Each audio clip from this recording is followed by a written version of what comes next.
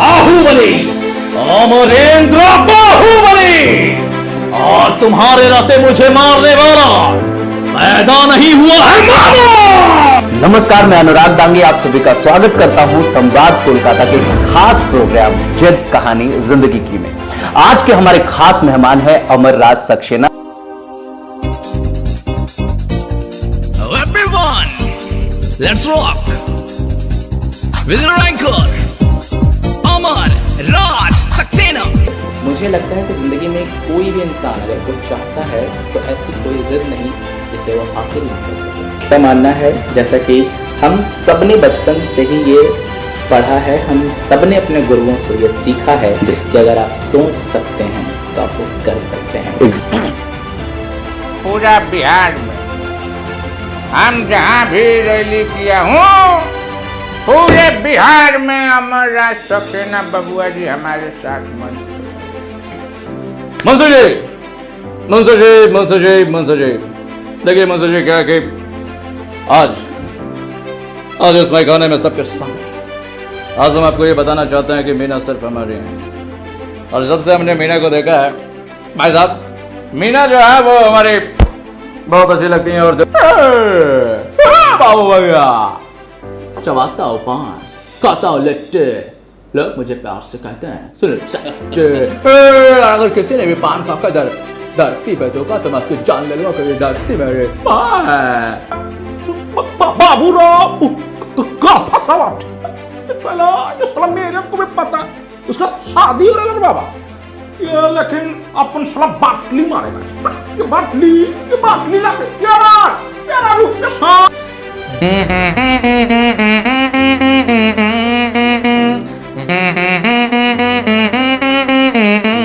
जो कि बहुत ही प्रचलित एंकर है, जिन्होंने डीडी बिहार के टैलेंट ऑफ बिहार का टैग हासिल किया है और साथ ही साथ दर्शकों का दिल जीता है ऑस्कर मूवीज के रियलिटी शो डांस का तड़का में। आज हमारे साथ जुड़ रहे हैं अमरराज सक्सेना। तो चलिए स्वागत करते हैं अमरराज सक्सेना जी का। सबसे पहले सर आपका बहुत बहुत स्वागत है हमारे शो में। बहुत बहुत शुक्रिया संवाद कोलकाता का, जिन्होंने आज मुझे खास मेहमान बनाया है इस शो का, जिसका नाम है जिद कहानी जिंदगी की। इसमें आपने मुझे यह स्थान दिया है, इसके लिए सबसे पहले मैं आपका शुक्रिया अदा करते हुए बस इतना कहना चाहूँगा, क्योंकि आप हमारे मेंटर भी रह चुके हैं। क्या बात। तो चार पंक्तियाँ पहले सर आपके लिए कि जैसे तपते इंसान को छाँव मिल गए, थके हुए शरीर को जैसे आराम मिल गए, और आज आप हमसे मिले हैं इस तरह से, ऐसा लग रहा है जैसे शबरी को उसके श्री राम मिल गए। क्या बात है, इट्स योर ग्रेटनेस यार, मतलब seriously I am speechless here. मैं यहाँ पे आपसे इंटरव्यू लेने के लिए बैठा था, यहाँ पे मैं चाहता था कि आप बहुत सारी चीज़ें बताएं। मैं आपको चाहता हूँ कि as a celebrity, no doubt आप सेलिब्रिटी हो भी, हमारे सामने भी वो सेलिब्रिटी वाले स्टाइल में रहो। Thank you so much. अब सीधे चलते हैं क्वेश्चंस की ओर। सबसे पहला सवाल आपसे कि आप एक एक्टर हो, नो डाउट एंकर हो, सिंगर भी हो, और अगर सही मायने में देखा जाए तो आप एक बहुत अच्छे मिमिक्री आर्टिस्ट हो, डबिंग आर्टिस्ट हो, मतलब इतना कुछ, इतना सारा टैलेंट एक अकेले अमरराज सक्सेना में कैसे?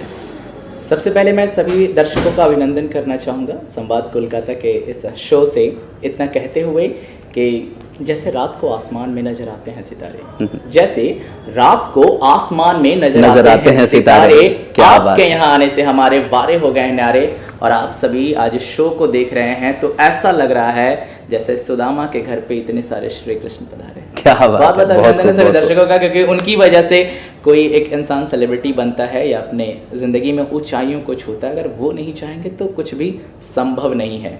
आपने जो सवाल किया, ये एक इंसान में कैसे हो सकता है? Exactly. मुझे लगता है कि जिंदगी में कोई भी इंसान अगर कुछ चाहता है तो ऐसी कोई जिद नहीं जिसे वो हासिल ना कर सके। क्या बात है। तो मैंने भी बस अपने आप में चाहा, और मुझे लगा कि मैं हमेशा कुछ नया करूं और अपने आप को थोड़ा और बढ़ाऊं, अपना दायरा थोड़ा सा बड़ा करूं, और शायद इसमें मुझे पूरी तरह से सफलता नहीं मिली है, लेकिन जितनी भी सफलता मिली है इस लायक तो मुझे आपने समझा कि इस शो के सोफे पर मुझे बिठाया।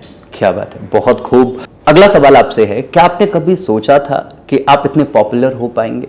नो डाउट आपकी प्रसिद्धि आपके एक गाने से बहुत बड़ी थी, वो गाना था हम बिहारी सब पे भारी। क्या आपने सोचा था वो इतना अधिक वायरल हो जाएगा? सबसे पहले बात करते हैं कि आपने कभी सोचा था कि आप पॉपुलर हो पाएंगे या नहीं। मेरा मानना है, जैसा कि हम सब ने बचपन से ही ये पढ़ा है, हम सब ने अपने गुरुओं से ये सीखा है कि अगर आप सोच सकते हैं तो आप वो कर सकते हैं। Exactly. और शायद मेरे अंदर वो जुनून रहा कि मैंने ये सोचा कि हाँ, मैं अपने आप को प्रूफ कर सकूंगा, क्योंकि पढ़ाई में एक बहुत तेज लड़का जो अपने 10th में और 12th में डिस्ट्रिक्ट के टॉपर्स में था, यानी कि टॉपर्स के लिस्ट में था, वो लड़का अपनी पढ़ाई को छोड़कर, मैंने पूरी तरह से पढ़ाई छोड़ी नहीं है, तो मतलब ये नहीं कि मेरी पढ़ाई चल नहीं रही है, मतलब पढ़ाई में जो तल्लीनता थी मेरी उसे मैंने छोड़ा और फिर इस पेशे को अपनाया। ये मेरा विश्वास था जो मुझे आज यहाँ तक ले आया है, और उस विश्वास के पीछे की गई वो सारी मेहनत जो मैंने दिन और रात एक करके की है। क्या बात है। आप बिहार से हैं और जमुई डिस्ट्रिक्ट से हैं जी।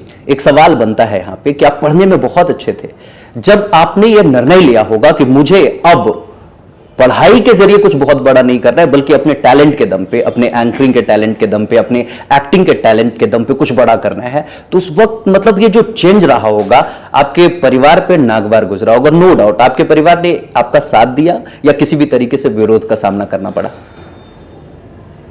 एक बहुत मुश्किल सफर होता है जब आप किसी अच्छी कर रही क्षेत्र में, जिसमें आप अच्छा कर रहे हैं, नो डाउट, उस क्षेत्र को छोड़कर कोई एक ऐसा पेशा अपनाते हैं जिसमें आपको फिर से शुरू करना होता है। एग्जैक्टली। लेकिन अगर मैं कहूँ तो ये मेरे लिए कहीं से शुरुआत नहीं थी, बचपन के ही दिनों से जब मैं विद्यालय में था, विद्यालय से जो एनुअल फंक्शन हुआ करते थे या फिर खास अवसरों पर, जैसे 15 अगस्त, 2 अक्टूबर, 14 नवंबर को होने वाले कार्यक्रमों में मैं शिरकत करता था। उस समय क्विज कंपटीशन, भाषण प्रतियोगिता होती थी, जिसमें मैंने हमेशा बोलने में फर्स्ट ही प्राइज जीता होगा। क्या बात है, क्या बात है। क्योंकि ये बोलने का हुनर मुझे लगता है पापा से मिला है। मेरे पापा गांव में होने वाले नाटकों में हिस्सा लिया करते क्या थे। बात है। उनकी आवाज़ गांव में सबसे बुलंद थी। बिल्कुल।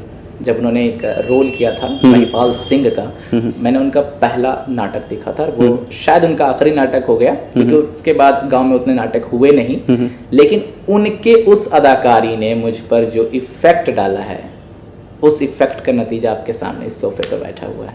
क्या बात है, बहुत खूब। मतलब आपने ये साबित कर दिया कि जो प्रारंभिक पाठशाला होती है परिवार, उससे आपने बहुत कुछ सीखा है। बिल्कुल। 10वीं तक आपका गांव में बीता, उसके बाद आप पटना आए। पटना में आपने ये जो जर्नी शुरू करी एंकरिंग की, ये कैसे शुरू हुई? आपको पहला ब्रेक कैसे मिला? बहुत शुक्रिया इस सवाल के लिए। इस सवाल में मुझे काफ़ी मज़ा आएगा जवाब देने में, क्योंकि इसमें यादें जुड़ी होती हैं। 12 और 13 में पढ़ाई कर रहा था। 13 में जब मैंने इंटरमीडिएट किया, उसके बाद मेरे पास 1 साल का वक्त था कि IIT मैं कर सकूं या NIT तक भी पहुंच सकूं। लेकिन 12th में भी अच्छी मार्क्स आने के बाद मैं IIT के लिए क्वालिफाई नहीं कर पाया। इसके बाद 2015 में मैंने डांसिंग शुरू की। वो इसलिए था कि मैंने राघव जुएल को देखा था, जिसे क्रॉकरॉक्स के नाम से भी जाना जाता है। और उस समय का वक्त था जब मेरे पास एक छोटा सा फ़ोन था, और उसमें उनके वीडियो देखकर मैं लिटरली पागल हो चुका था। और अगले ही दिन मैं पटना के ही एक डांस क्लास में था। वहाँ पर मेरी मुलाकात मेरे गुरु अमर सर से हुई। 1 साल डांस सीखने के बाद उन्होंने मुझे अपना पहला ब्रेक दिया एंकरिंग के लिए, क्योंकि जिस समय मैं डांसिंग के वीडियोस देखता था, उसी समय मेरे मोबाइल में कॉमेडी के वीडियो क्लिप्स हुआ करते थे, जिसमें राजू श्रीवास्तव, सुनील पॉल और बड़े हस्ती जो लाफ्टर चैलेंज में गए थे, उनकी मिमिक्री में देखा करता था, और मुझे थोड़ी बहुत मिमिक्री आनी शुरू हो गई थी। उसके बाद वो पहला ऐसा साल था 2016, जब मैंने उनके ही एकेडमी के लिए उनके वार्षिकोत्सव पर एनुअल फंक्शन में एंकरिंग की थी। वो मेरा पहला मौका था। ग्रेट। मतलब कैसा लग रहा होगा कि मतलब बेसिकली आप वहाँ गए थे डांस सीखने के लिए और आप वहाँ पे एंकरिंग कर रहे थे, मतलब ये कैसा लगा होगा आपको उस वक्त एक्चुअली? ये मेरे लिए बिल्कुल ही नया था, क्योंकि मैंने इससे पहले कभी किसी शो को, वो भी पटना में आकर, कभी होस्ट नहीं किया था। थोड़ा सा डर था, हार्ट बीट बहुत तेज़ थी, और सबसे जो बुरा क्षण था मेरे लिए कि मैं अतिथियों का स्वागत कैसे करूंगा, ऐसे कौन से शब्द रखूंगा कि उन्हें ये फील होगा कि लड़का बहुत अच्छा कर रहा है। और इस तनाव ने उस पूरे शो में मुझे बहुत परेशान रखा। लेकिन मिमिक्री जो थी मेरी उस वक्त थोड़ी सी अच्छी थी, जिस वजह से पूरे शो का माहौल बहुत अच्छा बीता है। हम चाहते हैं कि हमारे इस शो का भी माहौल थोड़ा सा शानदार हो जाए आपके उन्हीं मिमिक्री के जरिए। हाँ बिल्कुल, मिमिक्री मैं सारे इंडस्ट्री से करता हूँ, बॉलीवुड, भोजपुरी, साउथ और हॉलीवुड की डबिंग। तो मतलब किसी इंडस्ट्री को आपने छोड़ा नहीं? ये मतलब बिल्कुल छोड़ने वाली बात नहीं है, जहाँ तक आपकी कोशिश पहुँच सकती है। इवन कार्टून कैरेक्टर्स की भी मैं आवाज़ें करता हूँ। क्या बात है, क्या बात। लेकिन अगर बात की जाए मिमिक्री की, तो मिमिक्री में हमारे माननीय लालू यादव जी की मुलाकात एक महिला से हुई। एक प्रेस रिपोर्टर थी और आफी की तरह उनके एक न्यूज़ चैनल था, और उन्होंने, लालू जी ने बड़े ही मजाकिया अंदाज में, जैसा उनका अंदाज है, उन्होंने कहा, पूरा बिहार में हम जहाँ भी रैली किया हूँ, पूरे बिहार में अमर राज सक्सेना बबुआ जी हमारे साथ मंच पर रहे, हमारा उत्साह वर्धन किए, और हमारे बारे में कौनो गलत बोला मार देंगे, दो मुक्का तो नच के गिर जाएगा। हमारे पास महिला एक रिपोर्टर जिसे हमारी मुलाकात हुई, हमको देखी और एकदम देखते के साथ पगला गई। बोली कि Oh my God, oh my God, oh my God, my God, Lalu ji, मैं बिलीव नहीं कर सकती, आप मेरे सामने खड़े हो। लालू जी, मैं आपकी बहुत बड़ी फैन हूँ। लालू जी, मैं आपकी बहुत बड़ी फैन हूँ। हम बोले देखिए मैडम, ठंडी का समय है, फैन है तो गर्मी में आइएगा, क्या बात है। लालू जी, सबसे पहले मैं आपको बताना चाहती हूँ, मेरा नाम फुलेश्वरी है और मैं संवाद कोलकाता से आई हूँ। बस यही जानना चाहती हूँ कि आपकी शादी हुई है कि नहीं हुई है, बताइए ना लालू जी, प्लीज बताइए ना Lalu ji, please please please बताइए लालू जी, आपकी शादी हुई है कि नहीं हुई है। हम बोले मैडम, जितना सवाल आप पूछी हैं सबका हम जवाब दिए हैं, और ये बताइए कि ब्याह नहीं हुआ है तो दोनों बेटा का यूट्यूब से डाउनलोड किए हैं। फन एलिमेंट था। भोजपुरी की जो इंडस्ट्री है उसमें एक कलाकार हैं आनंद मोहन, उनके उम्र तकरीबन 70 साल की होगी। भोजपुरी इसलिए बड़े पॉपुलर भी है भोजपुरी इंडस्ट्री में, एक बड़ा नाम है भोजपुरी इसलिए ताकि अगर कोलकाता के ज़्यादा दर्शक इसे देख पा रहे हैं नहीं, कोलकाता में भोजपुरी वाले बहुत सारे लोग भोजपुरी देखते हैं एक्चुअली। तो उन्होंने बोलना शुरू किया, आज का ये बूढ़ी आज सुना तानी की हुई संवाद कोलकाता पर अमर राज सक्सेना के इंटरव्यू आवता रे। हम का कहा तानी टनी टीवी खोली, आज चैनलवा लगाई संवाद कोलकाता, ताकि अनुराग सर के संवाद अमर राज सक्सेना से देखल जाओ फेस टू फेस लाइव। और बाप उधर से बूढ़ी ने रिप्लाई किया, भाग कर जाओ रहुआ के खाली ये कोई को चीजें सुझाना जी के खाली रहुआ है ने होने प्रोग्राम में देखा तानी, जौना दिन से हमरा के रहुआ भी हाँ करे ले बनी, एक दिन हमरा के कोनो प्रोग्राम में नहीं खेले के कोई नहीं हो। हम कहानी है ये बूढ़ी, तुमसे तो हम इतना प्यार करते हैं कि आसमान से चांद तोड़ के ला सकते हैं चांद। बुढ़िया बोली कि भाग महाराज, हाई चांद तोड़ के लाइबा तक करवा चौथ में कनियन सब आपके बाप का टकला देखेगी। क्या बात है, बहुत बॉलीवुड में बढ़ते हैं तो कुछ आवाजें जैसे कि बिग बी, महानायक अमिताभ बच्चन, जब पहले उनकी आवाज़ हुआ करती थी फिल्म शराबी में, तो बोलने का अंदाज थोड़ा सा अलग था, और अब जो केबीसी में आती है वो थोड़ी सी अलग है। तो उनके बोलने का अंदाज था, फिल्म शराबी से उनकी और ओम प्रकाश साहब की बात हो रही थी और उन्होंने बोला, मंसूर जी, देखिए मंसूर जी, क्या कि आज इस मैखाने में सबके सामने आज हम आपको ये बताना चाहते हैं कि मीना सिर्फ हमारी हैं, और जब से हमने मीना को देखा है भाई साहब, मीना जो है वो हमारी बहुत अच्छी लगती हैं, और दिल से हम चाहते हैं कि मंसूर जी हमारी मीना से शादी होनी चाहिए, वरना आज के आज आपको हम यहाँ से बर्खास्त करते हैं। मंसूर जी क्या कहना चाहेंगे आप? मंसूर जी ने कहा कि खुदार, ऐसा लगता है बड़े दिन बाद आज मैं खाने में आए हो, चार जान चाहे हो, थोड़ी सी नशे उतरेगी और फिर बाद में कहोगे मुंशी जी गलती हो गई, माफ कर दीजिए। बरखुरदार, हमें लगता है कि आपके घर जाने का वक्त आ गया है। मंसूर जी देखिए ये बात आपने कही, बहुत अच्छा लगा मुझे। और अब जो आवाज़ आती है अमिताभ बच्चन जी की, वो केबीसी में है, थोड़ी सी भारी है, उम्र बदली है, तो उन्होंने अब बोलना शुरू किया। मतलब आपने दोनों पे अच्छी प्रैक्टिस कर रखी है ना? मतलब अभी तो बिल्कुल नो डाउट, अभी नो डाउट जो आवाज आप अमिताभ बच्चन की निकाल रहे थे शराबी मूवी से, वो मतलब आई वाज लाइक कि मतलब लग रहा था अमिताभ बच्चन ही बोल रहे हैं। बाकी ये आपका बड़प्पन है, लेकिन मैं इस पर मेहनत हमेशा करता हूँ और करता ही रहूँगा। खैर केबीसी के अमिताभ बच्चन जी की आवाज़ ऐसी है कुछ लगभग। नमस्कार देवियों सज्जनों, आज संवाद कोलकाता के इस खास कार्यक्रम में एक जिंदगी की में अनुराग सक्सेना जी आए हैं और उनके साथ कंपेनियन के रूप में अनुराग दांगी जी हैं। बहुत बहुत अभिनंदन करते हैं देवी सोचना तालियां बजती रहनी चाहिए अनुराग दांगी जी के लिए। और ये आज का सफर बहुत ही सुहाना होने वाला है क्योंकि कई सारी बातें होने वाली हैं और ढेरों सारी धनराशि जो है वो जीतने का मौका वो आपको मिलने वाला है। अनुराग जी आपके सामने 4 सवाल होंगे, 4 ऑप्शंस होंगे सबके और चारों सवाल का जवाब देकर आप पूरे 1 करोड़ रुपए जीत सकते हैं। पहला सवाल 1000 रुपये का है, दूसरा 1 लाख का है, तीसरा 1 करोड़ का है और 14 सवाल 7 करोड़ का है। ये बहुत अच्छा मौका है कि आप अपने आप को आज करोड़पति बना सकते हैं। क्या बात। तो एक बार फिर से देवी सजनों ब्रेक का वक्त हो चला है और हूटर बजते ही आज का गेम से समाप्त होगा। लेकिन अनुराग सक्सेना और अनुराग दांगी जी ऐसे ही खेलिए और ढेर सारे धनराशि आप यहाँ से जीत के जाए, यही शुभकामनाएं। एक बार फिर से प्रणाम और तालियां बजती रहनी चाहिए देवी सजनों अनुराग दांगी और अनुराग सक्सेना जी के लिए। बहुत बहुत अभिनंदन। क्या बात है, बहुत शानदार। बॉलीवुड में हमारे एक फेवरेट अभिनेता हैं जी। और उनका नाम है किंग खान, किंग खान, शाहरुख खान। तो उनकी भी 2 आवाज़ें हैं। क्या बात। तो पहले जो वो बोला करते थे वो और अभी की मैं मिलाते हुए बोल देता हूँ। एक डायलॉग पूरा मैंने रखा है आपके आज के इस कार्यक्रम के लिए। हे सोनिया, हे सोनिया, पता है सोनिया, लोग मुझे यूँ शाहरुख खान कहते हैं लेकिन तुम्हारे लिए मैं सिर्फ तुम्हारा छोटा सा प्यारा सा नन्हा सा। हमारे वहाँ इस बार वैलेंटाइन पे मैंने तुम्हें बहुत मिस किया। अरे जब किसी लड़की को देखता था, किसी से बातें करते हुए, किसी के साथ घूमते हुए, तो मुझे इतनी याद आती थी, इतनी कि मैं कुछ कह नहीं सकता। पता है सोनिया, जब मैं अपनी आंखें बंद करता हूँ तो तुम्हें देखता हूँ, जब मैं अपनी आंखें खोलता हूँ तो तुम्हें देखना चाहता हूँ। इसे प्यार को पागलपन क्या मेरे दिल की धड़कन ये तो मैं नहीं जानता, लेकिन इतना जरूर जानता हूँ कि इस दुनिया की बड़े में कोई तो है। हाँ कोई तो है जो तुमसे बहुत प्यार करता है। वो कोई और नहीं, ये सिर्फ तुम्हारा अमर है।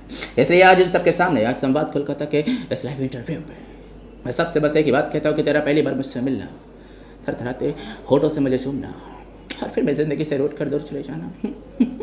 अरे नहीं भूलूंगा मैं, जब तक अजान।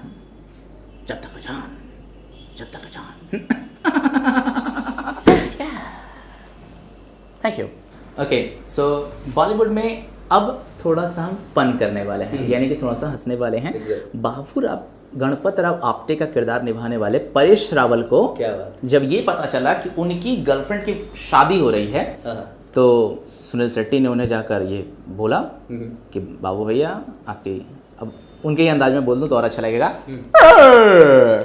बाबू भैया चबाता हूँ पान, खाता हूँ लट्टे, लोग मुझे प्यार से कहते हैं सुनील शेट्टी।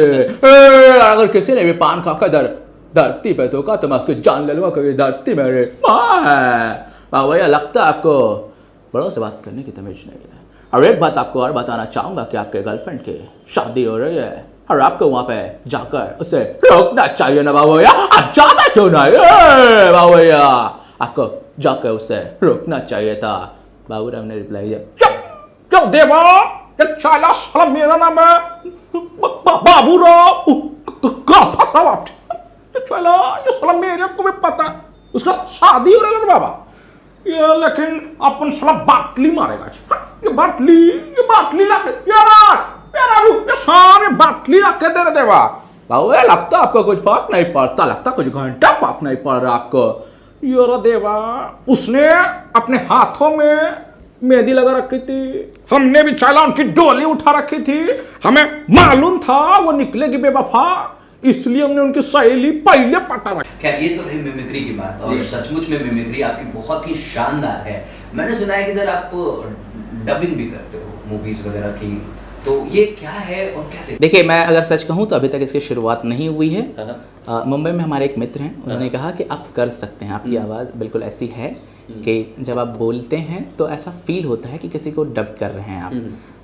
अब मुझे ऐसा लगता नहीं है, लेकिन हाँ दर्शक जरूर बताएंगे, या आप भी बता सकते हैं कि ये कोशिश मेरी कैसी है, क्योंकि इसे मैंने अभी शुरू किया है। तो हॉलीवुड की फिल्में जब भी हम देखते हैं, कोई फैंटेसी मूवी आप इमेजिन कीजिए, और उस फैंटेसी मूवी में बात करने वाले 2 किरदार इंग्लिश में बोल रहे हैं और उसे डब कर रहा कोई भारतीय है। अब उसकी आवाज़ बदलती है तो इस तरह से शानदार बातें चलती हैं आपस में। ओह हैरी, हाँ तुमसे मिलकर अच्छा लगा। क्या तुम वो जानते हो एक खजाना? हाँ बिल्कुल, उस खजाने की बात कर रहे होगे जिसके बारे में तुम्हारे पिताजी ने लिखी थी। हाँ बिल्कुल, मैं उसकी ही बातें कर रहा हूँ। क्या तुम्हें वो पता है वो खजाना किसका है? मुझे नहीं लगता कि उसे तुम्हें जानना चाहिए, वो बहुत खतरनाक है और कुछ भयावह भी। क्या तुम उसके बारे में जानना चाहोगे? हाँ बिल्कुल, क्योंकि वो मेरा सपना था। मेरी माँ ने बताया था कि उसके बारे में जानना ही मेरा आखिरी मकसद होगा। क्या तुम उसके बारे में बताने से कतराते हो या फिर डरते हो? देखो, मुझे लगता है तुम्हें इसके बारे में बिल्कुल भी बात नहीं करनी चाहिए। हाँ वो एक खजाना था जिसे मेरे पिताजी ने लिखा और छुपा दिया था उसे एक तह में। शायद वो समुद्र रहा होगा, लेकिन उसके अंदर जाना बहुत मुश्किल है। ओह, फिर तो तुम मेरा वक्त बर्बाद कर रहे हो। देख लो सारे मिलकर इसे, ये हमारा वक्त जाया करना चाहते हैं। कोई और है जो उस खजाने के बारे में मुझे बताएगा? तब तक एक राक्षस की एंट्री होते, वो बड़ा भयंकर आवाज है उसका, लाइक दैट। हाँ, तुम दोनों बदबूदार भेड़िए, वो खजाना सिर्फ मेरा है। क्या उसके बारे में बात करने वाला कोई और चिंगू पिंगू टिंगू है यहाँ पर? ओ, तुम बदबूदार भेड़िए, तुम्हारा खून मुझे चूसने में बहुत मजा आएगा। ओह हैरी, मुझे लगता है मुझे यहाँ से जाना चाहिए। हाँ तुमसे मिलकर अच्छा लगा और तुम इसी के लायक थे। शुक्रिया। क्या बात है, बहुत ही शानदार। You are versatile, you are multi talented actually. बहुत सारे ऐसे भी इंडियंस हैं जिन्हें हॉलीवुड की मूवीज देखना पसंद नहीं, मतलब वो साउथ की मूवीज देखना ज्यादा पसंद करते हैं। एग्जैक्टली, तो साउथ की मूवीज जब देखना पसंद करते हैं तो नो डाउट वो भी हिंदी में। तो साउथ मूवीज की डबिंग कैसे होती है, इस पे आपने क्या काम किया है? ये मैं करता हूँ, इसे कहना बिल्कुल गलत होगा। मैं कोशिश कर रहा हूँ कि इसे उस लेवल पे मैं करूँ ताकि आगे मुझे भी डबिंग इंडस्ट्री से काम मिल सके। और अगर आपने किसी भी साउथ स्टार को अपना कभी रोल मॉडल माना हो, या तो अल्लू अर्जुन, महेश बाबू, NTR, रामचरण तेजा, प्रभास, बहुत सारे हीरो हैं इस लिस्ट में। तो उनकी जो डबिंग की आवाज़ आती है, पहले उसे स्टूडियो में डाला जाता है, लेकिन जो रियल वॉइस उनके डबिंग आर्टिस्ट डालते हैं वो लगभग ऐसी है। मैं पूरी कोशिश करूंगा कि मैं अपना बेस्ट कर सकूं। एक सीन किसी भी फिल्म का हो, ये डायलॉग्स। ये सूर्य की अदालत है, यहां आने वाला जाने वाला और आदमी बस मेरी ही इजाजत से आएगा और मेरी ही इजाजत से जाएगा। तुम उसके भाड़े के टट्टू हो, लेकिन मैं जंगल का वो शेर हूं जिसने एक बार जंगल में कदम रखा तो फिर कोई परिंदा भी पर नहीं मार सकता। बाहुबली, अमरेंद्र बाहुबली, और तुम्हारे रहते मुझे मारने वाला पैदा नहीं हुआ है मानो। क्या बात है, क्या बात है। मतलब वर्सेटाइल, अमेजिंगली ऑसम यार, मतलब शानदार, मजा आ गया। आप बिहार से हैं और उसमें से भी जमुई डिस्ट्रिक्ट से, तो बिहार में एक कॉन्सेप्ट बना हुआ है कि अगर कोई इंसान यहाँ पे पैदा हुआ है तो उसके माइंडसेट में ये चीजें भर दी जा रही है कि तुम बड़े होकर के सरकारी नौकर बनोगे। आपके साथ भी ऐसा हुआ होगा, और जब आपने ये सोचा होगा कि मैं लिख से हट करके जाकर के कुछ और चीजें करूंगा, किसी और तरीके से अपने टैलेंट के दम पे करियर बनाऊंगा, तो आपके साथ कहीं ना कहीं विरोधाभास हुआ होगा आपके परिवार वालों का। उसे कैसे आपने हैंडल किया? ये बात आपको मैं आज खुल के बताता हूँ और इस बात को आप रिलेट कीजिएगा किसी भी और स्टूडेंट से जो ऐसा कुछ करना चाहते हैं, या किसी भी इंसान से, कि परिवार बाद में होता है। सबसे पहले गांव वाले और उनके रिश्तेदार होते हैं, उसके बाद परिवार वाले आते हैं। क्योंकि परिवार वालों पर, यानी आपके मम्मी पे, आपके पापा पे, आपके घर वालों पर ये दबाव डाला जाता है कि आपका बेटा कुछ करेगा नहीं, क्योंकि वो लिंक से हट चुका है। और इस बात को मैंने बहुत मुश्किल से फेस किया। कभी कभी मैं रोया भी हूँ, गांव में दहाड़ दहाड़ के रोया हूँ। कभी कभार ऐसा भी मेरे साथ हुआ है और सब ने मुझे ताने मारे। लेकिन आज जब पेपर में मेरा नाम आता है तो पापा देखते होंगे तो मुझे लगता है शायद उनको गर्व महसूस होता होगा। नो डाउट, अपने बच्चों की सफलता अगर कोई भी बाप देखेगा तो उसे अच्छा ही लगेगा। मैं ये नहीं कहता हूँ कि मैं सफल हो चुका हूँ, सफलता की सीढ़ियाँ चढ़ रहा हूँ। जिसकी पहली सीढ़ी, मैंने ये कह सकता हूँ कि जिसकी पहली सीढ़ी ये थी कि मैंने कुछ स्टेजेस करने शुरू किए। आज मेरा पूरा रूम अवार्ड से भरा हुआ है। जितने भी रूम में जगह है हमारे, उसमें अवार्ड भरे हुए हैं और इतने अवार्ड अब और मिल रहे हैं कि अवार्ड्स को पीछे रखना पड़ रहा है। ये मेरी सफलता की एक छोटी सी निशानी है और इसे देखकर कहीं ना कहीं मम्मी और पापा खुश भी होते होंगे। अर्निंग भी थोड़ी सी अच्छी होने लगी है और अभी तो मोटो बहुत बड़ा है, टारगेट बहुत बड़ा है। उस लक्ष्य को पाने के लिए मैं हमेशा कोशिश कर रहा हूँ कि अपने आप को और भी अच्छा से अच्छा बना सकूं, अपना बेटर वर्जन हमेशा तैयार कर सकूं। क्या बात है। मतलब यहाँ पे एक समझने वाली बात यह है कि आप जो कुछ भी करना चाहें कीजिए। सरकारी नौकरी के लिए शुरुआत में लोग आपको पुश जरूर करेंगे, लेकिन जैसे ही आप लिख से हट करके काम करने की कोशिश करेंगे और आप उसमें एक मुकाम को पालेंगे और सबसे बड़ी बात बिहार में पैसे कमाना शुरू कर देंगे और नाम कमाना शुरू कर देंगे, तो हमें लगता है सब साथ आ जाते हैं। शायद आपके साथ भी ऐसा हुआ। आज आपके माँ बाप आपके साथ हैं, आपकी सफलता पे, आपके तरक्की पे कहीं ना कहीं वो गौरवान्वित महसूस कर रहे हैं। मैं ये कहना चाहूंगा कि मेरे मम्मी पापा कभी मेरे खिलाफ ही नहीं हुए। उन्होंने ये कभी नहीं कहा कि तुम ये मत ही करो। Great great great. इस बात तक इस मामले में आप बहुत लकी हैं। हाँ, मतलब एक होता है कि पूरे घर वाले आपको पूरी तरह से ये रोकते हैं और ये कहते हैं कि तुम्हें करना ही होगा, लेकिन मेरे मम्मी पापा ने कभी ऐसा बिल्कुल भी नहीं कहा कि तुम्हें ये करना ही होगा। बस वो हमेशा दूसरों से बातें करते होंगे, मुझे लगता है कि, और मुझे कहीं कहीं से पता भी चलता है कि दूसरों के पास जब वो बैठते हैं तो ऐसी बातें करते हैं कि यार पता नहीं क्या करेगा, आगे बढ़ भी पाएगा या नहीं बढ़ेगा, हम क्या ही कर सकते थे। हमने जितना हो सका पेट काट के उसको पटना में पढ़ाया लिखाया, जितनी चीज़ें हो सकी उसके लिए की हैं।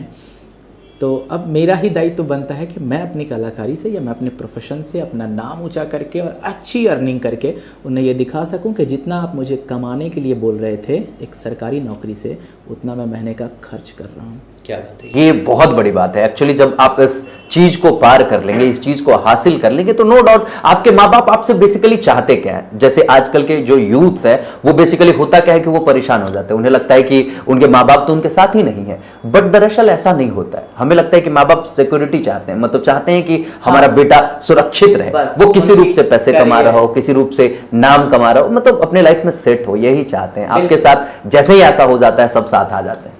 हाँ, हर एक माता पिता को ये चिंता होती है कि उनका बच्चा अपना करियर सेट कर ले, एक अच्छी सी लड़की देख के उनकी शादी हो और फिर धूमधाम से विवाह करा के ऐसा लगता है गंगा नहाना चाहते हैं। मतलब अब यहाँ पे ये सवाल बनना लाजमी है कि एक अच्छी सी लड़की देख करके आपके लिए लड़कियां देखी जा रही हैं। मैंने अपने आप को इतना ग्रूम किया है, आज जो ये चेहरा आपको और मेरे बदन का कलर गोरा दिख रहा है, ये एक समय बहुत सांवला था, इवन कोयले से भी काला, उतना भी नहीं लेकिन हाँ मैं बहुत सांवला था। 2015 से मैंने अपने आप को ग्रूम करना शुरू किया। 2016 तक आते आते मेरे शरीर का और चेहरे का टोन हल्का हल्का जिम की वजह से निखरना शुरू हुआ और आज वो वक्त है जब मैं अपने पुराने फोटोज फेसबुक पे देखता हूँ तो मुझे खुद ही यकीन नहीं होता कि वो इंसान मैं खुद हूँ।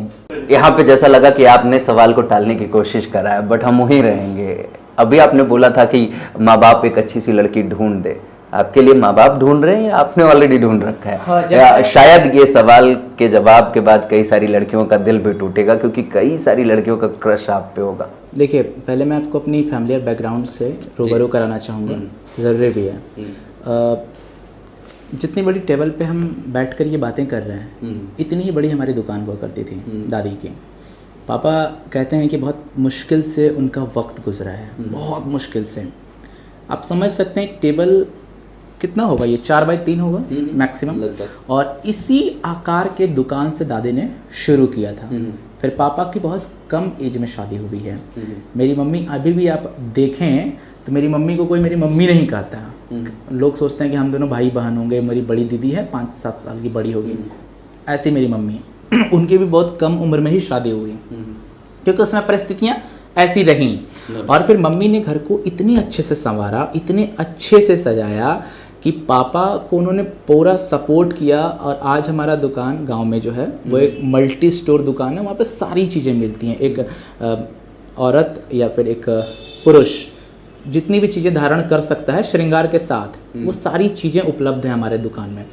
तो इस तरह से जब आप आगे बढ़ते हैं मुश्किलों को देखते हुए, तो आप एक ऐसी कोई भी गलती नहीं करना चाहते समाज में जिससे कि आपके माता पिता का सर नीचा हो। और हमारे गांव में इस बात की मेंटलिटी अभी तक है कि अगर आपने अपने से लड़की चुनी, यानी अपना लव लाइफ चुना, तो फिर लोग ताने मारेंगे। और मैं बिल्कुल नहीं चाहूँगा कि जिस नाम को बनाने में, यानी अमर राज सक्सेना को बनाने में मुझे 5 साल कम से कम अभी तो लगे ही हैं, अभी और भी मेहनत करनी है, तो उसे बस एक लड़की के लिए मैं नीचा गिरा दूँ। क्या बात है, मतलब अपने करियर को लेकर के आप इतने अधिक सिंसियर हैं। एक सवाल यहाँ बनता है कि जब आप शुरुआत किए होंगे तो ऐसा ज़रूर हुआ होगा कि बड़े लंबे समय तक आपको स्ट्रगल करना पड़ा होगा, बड़े लंबे समय तक आपको कोई भी ब्रेक नहीं मिल रहा होगा। मतलब वो पहला ब्रेक जब आपको मिला तो कैसा लगा? जब आप संघर्ष कर रहे होते हैं, दिन बहुत मुश्किल से गुजरते हैं। आज की बात अलग हो चली है, लेकिन जब मैं पहले शोज़ करने के लिए मुझे जमुई के ही आसपास के इलाकों में बुलाया जाता था, उसमें रात भर के शोज़ हुआ करते थे। मतलब आपने अगर 8 बजे स्टेज पर हाजिरी लगाई है तो आपको सुबह 5 बजे स्टेज से उतारा जाता था। और जाने का साधन क्या था, मेरे पास मतलब कभी कोई पैसे नहीं होते थे, तो मैं बिना टिकट के ही चला जाता था। ये मैं झूठ नहीं, ये नहीं कि मैं मतलब सच में मतलब मैं अपनी पॉपुलैरिटी बटोरने के लिए कर रहा हूँ, ऐसा इसमें कोई नहीं है, कोई मजाक नहीं है, मैं सच में। और फिर वहां स्टेशन पे उतर के मैं ऑटो लेके उस गांव का उससे पूछ के फोन, और फिर वहां ऑटो से पहुंचता था, और वो मुझे ज़्यादा से ज़्यादा 200 रुपये, कभी मैक्सिमम अगर खुश हुए तो 500 रुपये देते थे। और वो सुबह तक काम करने के बाद 500 मिलना बहुत बड़ी खुशी होती थी कि उसने वो पैसा मैं कलाकारी से कमा के लाता था, मैं अपने टैलेंट से कमा के लाता था। और जब पटना में शोज़ मिलने शुरू हुए, पहली बार मुझे एक प्रोफेशनल शो के लिए किसी ने 2000 रुपये दिलवाए, तो वो मेरे लिए बहुत बड़ा पैसा था। 2000 रुपये मिल रहे हैं और सच में एकदम दिल को सुकून मिल रहा था कि आज मैं बहुत अच्छा कर रहा हूँ। जैसे आप मुझे आज एसी में बिठा के इंटरव्यू ले रहे हैं, वो वक्त था कि मैंने पहली बार किसी एसी हॉल में अपने आप को रिप्रेजेंट किया था एज एन एंकर, और एसी कमरा भी मिला था मुझे ठहरने के लिए। क्या बात है। मतलब बहुत खुशी मिली थी, और वो खुशी अभी आप मेरे चेहरे पे देख सकते हैं। सीरियसली वो बहुत बेहतरीन खुशी थी। आज की तो ज़िंदगी बहुत आसान हो गई है, कार में बैठिए, फिर स्टेज पे जाइए, 3 घंटे शोज़ कीजिए, और फिर आप अपने होटल पे होते हैं। आप अब ज़िंदगी आम हो गई, लेकिन वहाँ से यहाँ का सफ़र बहुत सुहाना है। हाँ, नो डाउट। मतलब यहाँ पे एक सवाल और जुड़ना चाहिए जी। जैसे कि जब आप स्ट्रगल कर रहे थे तो कई बार ऐसा लगता होगा आपको कि अगर कुछ नहीं हुआ तो, चीज़ें बड़ी नहीं हुई तो, ये आत्मविश्वास कभी कभी डगमगाता होगा। तो उस वक्त कैसे खुद को चार्ज अप करते होंगे, कैसे खुद को मोटिवेट करते होंगे? सबसे बड़ी मोटिवेशन मम्मी है। क्या बात है। मतलब उन मम्मी को मेरे थायराइड है, तो थायराइड का जो मैंने जनरल देखा है कि कितना होना चाहिए, वो 0 से 4 के बीच में लाई करता है, और मेरी मम्मी को 128। आप समझ सकते हैं कितना गुना ज़्यादा है। उस थकान में उनके कमर में दर्द रहता है, उनके गर्दन में दर्द रहता है, फिर भी पूरा दुकान संभालना, पूरे घर को संभालना, सबके लिए खाना बनाना, एवरीथिंग वो करती हैं। मुझे नहीं लगता कि मेरी मम्मी से ज़्यादा मैंने अपनी ज़िंदगी में संघर्ष किया है, और अगर मुझे संघर्ष करना पड़ा तो फिर भी मैं अपने आप को छोटा ही समझूंगा, क्योंकि जब एक माँ मेरे लिए, मेरे ज़िंदगी को संवारने के लिए, मेरे भविष्य को सुधारने के लिए इतना कुछ कर सकती है, तो मैंने उनके लेवल में कुछ भी नहीं किया है। कोई संघर्ष की इस सीमा को मैं बहुत छोटा समझता हूँ उनके रिस्पेक्ट में। क्या बात है, बहुत बड़ी बात कही आपने। अब यहाँ पे एक सवाल ये भी बनता है कि मतलब जब इतने स्ट्रगल के दौर से आप गुजरे होंगे तो कोई एक ऐसा मोमेंट जरूर रहा होगा जो आपके लाइफ के लिए मतलब बहुत ही यादगार रहे, मतलब उसे आप कभी भी भूलना ना चाहेंगे। यादें बहुत सारी होती हैं जो आपके साथ बहुत अच्छा गुजरती हैं। ये पहली बार हुआ था जब मुझे एक चैनल के लिए रियलिटी टीवी शो को होस्ट करने के लिए बुलाया गया था। मेरा पहले से ही सपना था, जब से मैं राघव को देखा, उसी शो से देखने के बाद मुझे लगा था कि मैं एक दिन किसी टेलीविज़न शो को होस्ट करूँगा, और वो मौका मुझे जब मिला, मैं बता नहीं सकता मुझे कितनी खुशी हुई। मैं पहली बार एक हवाई जहाज़ पे बैठ रहा था। आज तक मेरे मम्मी पापा नहीं बैठे हैं, इवन अभी तक नहीं बैठे हैं। उनके लिए ये अभी तक एक सपना है। मैं बिल्कुल लगा रहूँगा कि मैं अपने आप को इतना बड़ा बनाऊँ, इतना उनके सामने प्राउड फील कराऊं उनको, कि उनको ये लगे कि मेरा अमर मेरा बेटा है, और उनको बहुत प्राउड फील हो। तो वो सबसे अहम दिन था जिसे मैं बिल्कुल नहीं भूलना चाहूँगा। वो 24 दिसंबर 2019 की बात है, जब मुझे पहली बार टेलीविज़न शो के लिए एक नेशनल टेलीविज़न ने ऑफ़र किया था। क्या बात है, बहुत बड़ी बात कही आपने कि आप अपने मम्मी पापा को प्राउड फील करवाने के लिए हर प्रयास करेंगे, हर कोशिश करेंगे, मेहनत जी जान से करेंगे। ये बहुत बड़ी बात है अपने आप में। क्या अभी चलते हैं सीधे सीधे आपके करियर से संबंधित सवाल। एक गाना आपका बहुत वायरल हुआ था, वो गाना हम बिहारी करके आपने पार्ट 1 पार्ट 2 भी रिलीज किया था। मतलब जब वो गाना बना रहे थे तो क्या आपको लगा था कि ये इतना अधिक वायरल हो जाएगा? पहला जो पार्ट था उस वक़्त उसकी बिहार के बारे में कही गई शायरियाँ इतनी अच्छी रही कि उस गाने ने व्हाट्सएप पे अपने आप को वायरल किया। इस बार मैं यूट्यूब पे कर रहा था, मैं प्रोफेशनल सिंगर बिल्कुल भी नहीं हूँ, मैं गा लेता हूँ, ये माँ सरस्वती का आशीर्वाद है कि चलो उन्होंने मुझे इस लायक बनाया कि तुम एंकर हो, और एक एंकर को लोग समझते हैं कि वो मल्टी टैलेंटेड होता है, मतलब स्टेज को किसी भी सिचुएशन में हैंडल कर सकता है। तो ठीक है, कई एंकर्स ऐसे होते हैं जो डीजे बजा के लोगों को वार्म अप करवाते हैं, तो मैं गा के वार्म अप करवा देता हूँ। मैं वैसे ही गाने गा सकता हूँ जिसमें लोगों को डांस करने में मज़ा आए। तो मैंने एक ऐसे ही तर्ज पे जो डांस के गीत था उसके तर्ज पे मैंने कुछ पंक्तियाँ लिखी। मैंने सोचा इन पंक्तियों को बोलने से अच्छा है कि इसको गा के करते हैं, और गाने के बाद सोचा कि वीडियो क्रिएटिव बना लेते हैं। अब ऐसी लिरिक्स बिहार के बारे में कई सालों बाद आई थी, और इसके पहले भी अगर एक ऑडियो हिट हुआ था तो वो ऑडियो भी मेरा ही था, जिसके बारे में मैंने बिहार के बारे में बहुत सारी पंक्तियाँ कही थी। उस ऑडियो को भी बहुत ज़्यादा वायरल किया गया था। तो ये गाना गलती से हिट हो गया। मतलब कैसा लगा होगा जब आपने देखा होगा कि मिलियंस में इसके व्यूज़ गए, तो आपको कैसा लगा होगा? बहुत खुशी होती है, क्योंकि सबको गर्व होता है और सभी कहते हैं कि हम बिहारी सब पे भारी होते हैं। ये बहुत ही सुखद दो लाइन उस गाने का यहाँ पे गुनगुनाना चाहेंगे आप? हाँ, उसके अंतरा में बिहार के बारे में बातें कही गई है। इस माटी की कोख में जन्मे कितने ही महान हैं, शारदा सिन्हा सुर की रानी और बिस्मिल्लाह खान है, रामधारी दिनकर की रचना भूला ना संसार है, विद्यापति मिथिला की शान और मांझी का पहाड़ है, पटना साहिब की माटी में गुरु गोविंद की याद है, देश के पहले राष्ट्रपति डॉक्टर राजेंद्र प्रसाद है, चाणक्य की कूटनीति ने राजनीति सिखलाई थी, आर्यभट्ट के जीरो ने एक नई राह दिखलाई, क्योंकि हम बिहारी सब पे भारी करते दिल से यारी, ये कहती दुनिया सारी। वाह, क्या बात है, बहुत ही शानदार। एक आखिरी सवाल आपसे, आप अपने आप को आज से 5 सालों बाद कहाँ देखते हो? क्योंकि आपने अभी बताया कि ये जो सफर है वो पिछले 5 सालों का है, अगले 5 सालों में आपको क्या लगता है आप कहाँ रहोगे? जो मेरा सपना है वो मुझे मिलना शुरू हुआ है, यानी कि मैंने अपने आप को एक एंकर के रूप में स्थापित किया, लोगों ने मेरी एंकरिंग के स्टाइल को पसंद करना शुरू किया, और अब मुझे यहाँ पे बहुत अच्छे अच्छे शोज़ में एंकरिंग के लिए बुलाया जाता है।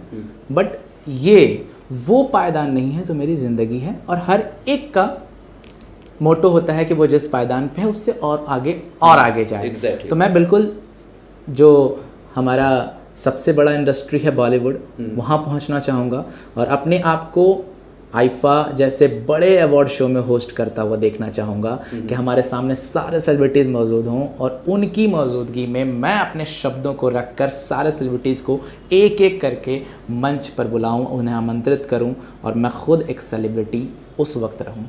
क्या बात है, क्या बात है। क्या हम आपके इस कमिटमेंट को एक जिद मान सकते हैं? क्या ये आपके ज़िंदगी की सबसे बड़ी जिद होगी? बिल्कुल, ये हमारे जिद है, क्योंकि हमारे पिताजी ने हमें बस इतना ही कहा है कि जब टूटने लगे हौसले तो बस इतना याद रखना, जब टूटने लगे हौसले तो बस इतना याद रखना कि बिना मेहनत के हासिल कभी तक तो ताज नहीं होते, और ढूंढ लेना अंधेरों में भी अपनी मंजिल, क्योंकि जुगनू कभी रोशनी के मोहताज नहीं होते। क्या बात है, बहुत खूब, बहुत खूब, बहुत ही शानदार रही ये बातचीत, बहुत ही शानदार रही ये गुफ्तगू, मज़ा आ गया आपसे बात करके। अब एक अंतिम चीज लाइक हमने देखा है आपको कुछ वीडियोस में कि आप नाक से गिटार बजाते हैं, मतलब हम चाहेंगे कि हमारे दर्शकों को भी अपनी ये कला जरूर दिखाएं। ये बहुत अद्भुत है क्योंकि आप अपनी नाक से गिटार बजा रहे हैं या सितार की आवाज निकाल रहे हैं, तो ये मिमिक्री से भी अलग एक टैलेंट है, या आप इसे एक अलग तरह का ही टैलेंट कह सकते हैं। आप वर्सटाइल है, ऑलरेडी मैंने बोल रखा है, आप मल्टी टैलेंटेड है,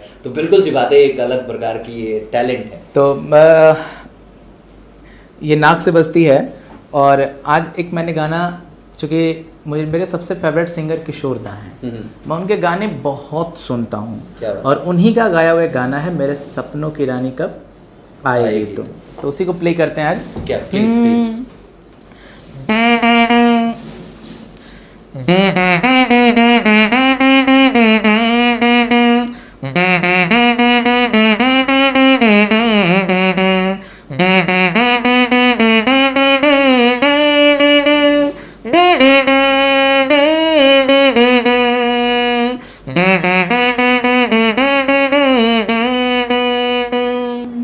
क्या बात है, क्या बात है, बहुत ही शानदार, बहुत ही शानदार। मतलब हम चाहेंगे कि कोई और एक गाना आप इस गिटार के ट्यून पे नाक से बजा के सुनाते तो और अच्छा, एक और कोई गाना, मतलब मजा आ जाता है। मैं इस गाने पे बहुत रियाजी हूँ, ये गाना रश के कमर का है, तो ये गाना आपके लिए।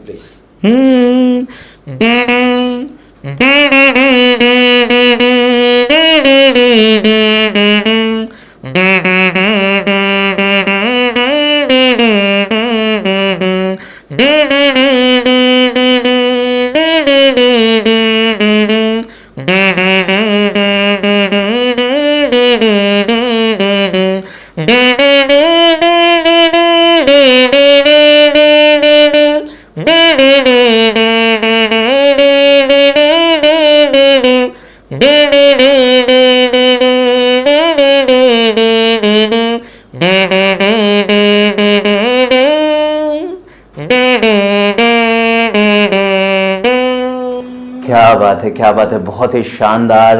ये टॉक बहुत ही अमेजिंग रहा। I really love talking to you. बस अंत में चाहेंगे कि कोई मैसेज जो आप दर्शकों को देना चाहें, युवाओं को देना चाहें अपने तरफ से। बिल्कुल, मैं सभी के लिए एक संदेश जरूर देना चाहूँगा कि कभी भी परेशानियों से मत घबराइए। आपके ज़िंदगी में 4 पैसे भी ना हो तो भी अपने मंजिल की तरफ बढ़ते जाइए, क्योंकि मंजिल सिर्फ उन्हें ही मिलती है जो अपनी सारी परेशानियों को भूलकर बस लक्ष्य की ओर केंद्रित होता है।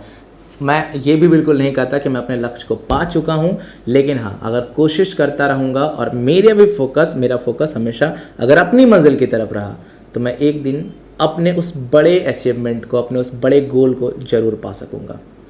तो बस संघर्ष करते रहिए, क्योंकि जीत उसी की होती है जिसकी जिद होती है। Thank you so much. Thanks a lot for being in this show.